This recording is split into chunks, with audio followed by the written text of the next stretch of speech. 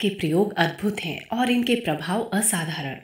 इन्हें व्यक्तित्व की समग्र चिकित्सा के रूप में परिभाषित किया जा सकता है। चिकित्सा के अभाव में रोगी शक्तिहीन, दुर्बल और निस्तेज रहता है, लेकिन चिकित्सा के प्रभाव से उसकी शक्तियां क्रियाशील हो जाती हैं। दुर्बलता सबलता में बदलती है और व्यक्तित्व का तेजस वापस लौट आता है। ये परिवर्तन तो सामान्य चिकित्सा क्रम के हैं, जो अपेक्षाकृत आंशिक एवं एकांगी होते हैं। तप में तो इस प्रक्रिया की स्वाभाविक समग्रता झलकती है।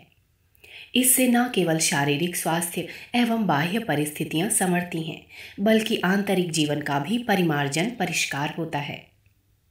इस प्रक्रिया से अंतर्चेतना का समूचा सांचा बदल जाता है। रुचियां, प्रवृत्तियां, चिंतन की दशा और दिशा सभी रूपांतरित हो जाते हैं।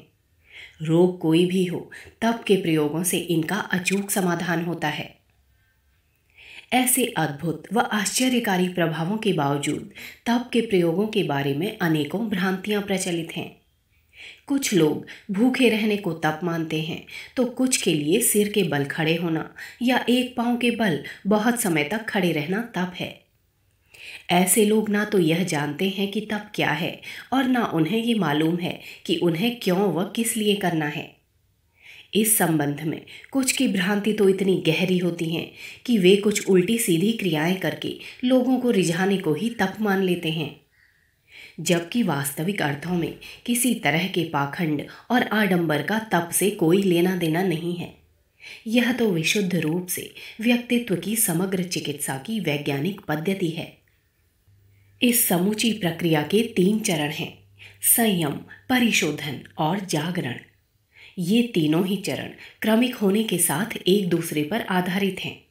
इनमें से पहले क्रम में संयम तप की समूची प्रक्रिया का आधार है। इसी बिंदु से तप के प्रयोग का प्रारंभ होता है। इस प्रारंभिक बिंदु में तपस्वी को अपनी सामान्य जीवन ऊर्जा का संरक्षण करना होता है। वह उन नीति नियमों व अनुशासनों का श्रद्धा सहित पालन करता है, जो क्रिया, चिंतन एवं भावना के झरोखे से होने वाली ऊर्जा की बर्बादी को रोकते हैं। इस सच्चाई को हम सभी जानते हैं कि स्वास्थ्य संबंधी सभी तरह की परेशानियां, चाहे वे शारीरिक हों या फिर मानसिक, किसी न किसी तरह के असंयम के कारण होती है।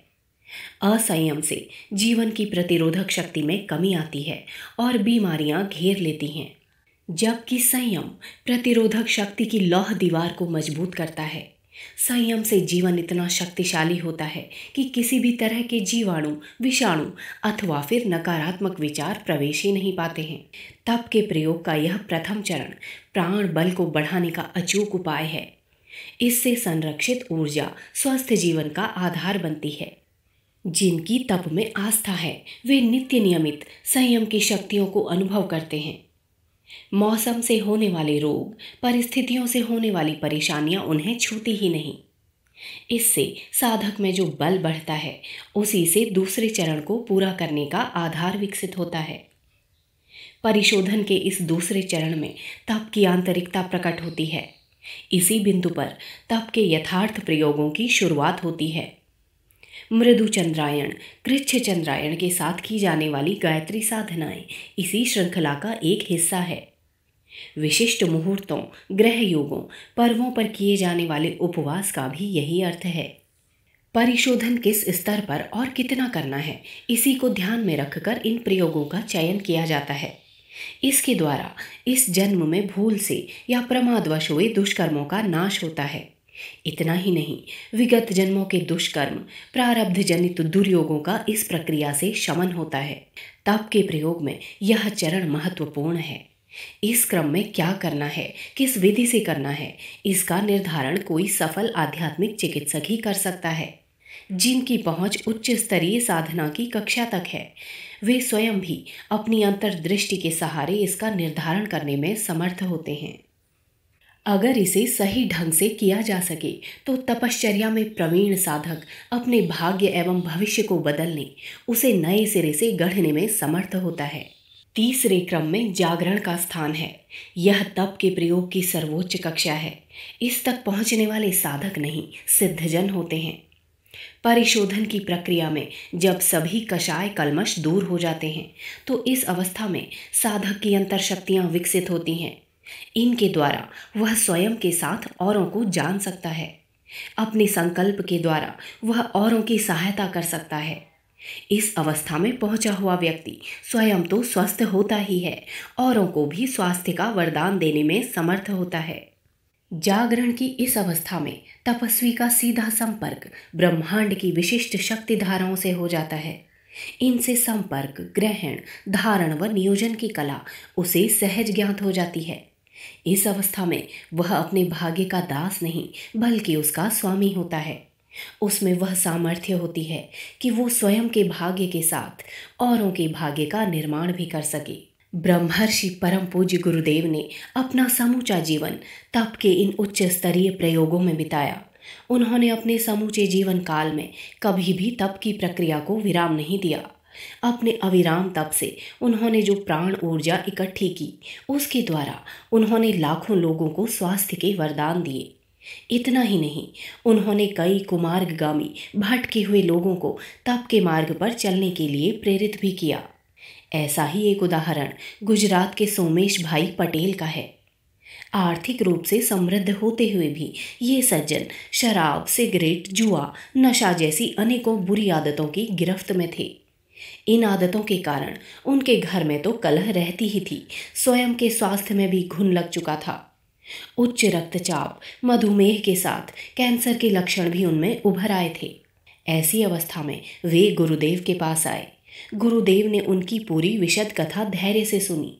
सारी बातें सुनकर वे बोले, बेटा, मैं तुझे ठीक तो कर सकता हूँ, पर इसके लिए तुझे मेरी फीस देनी पड़ेगी। फीस?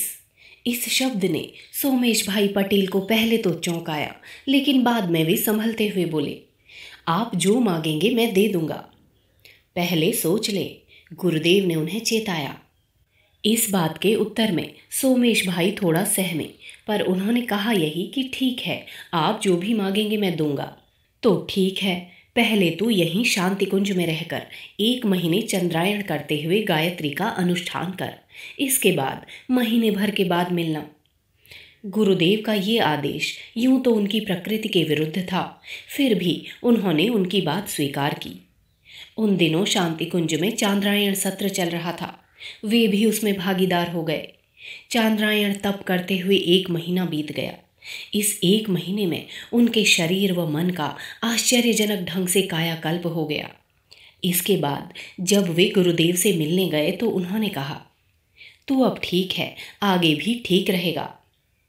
गुरुजी, आपकी फीस? सोमेश भाई की इस बात पर वे हंसे और बोले, सो तो मैं लूँगा ही, छोड़ूंगा नहीं। मेरी फीस ये है कि तू प्रत्येक साल में 4 महीने आश्विन, चैत्र, माघ, आषाढ़ चांद्रायण करते हुए गायत्री साधना करना, साधक बनकर के जीना। जो साधक के योग्य ना हो वैसा तू कुछ भी ना करना, बस यही मेरी फीस है। वचन के धनी सोमेश भाई ने अपनी फीस पूरी ईमानदारी से चुकाई। इसी के साथ उन्हें समग्र स्वास्थ्य का अनुदान भी मिला। साथ ही उन्हें लगने लगा असली सुख भोग विलास में नहीं, प्रेममयी भक्ति में है। आध्यात्मिक चिकित्सा एक समग्र उपचार पद्धति। लेखक डॉक्टर प्रणव पंड्या। अगर आपको हमारी यह वीडियो पसंद आई हो तो इसको लाइक करें, कमेंट और शेयर जरूर करें और हमारे YouTube चैनल ऋषि चिंतन को सब्सक्राइब भी कर लें। साथ ही बेल आइकन को भी दबाएं ताकि आपको आने वाली वीडियोस की नोटिफिकेशंस मिलती रहें। धन्यवाद।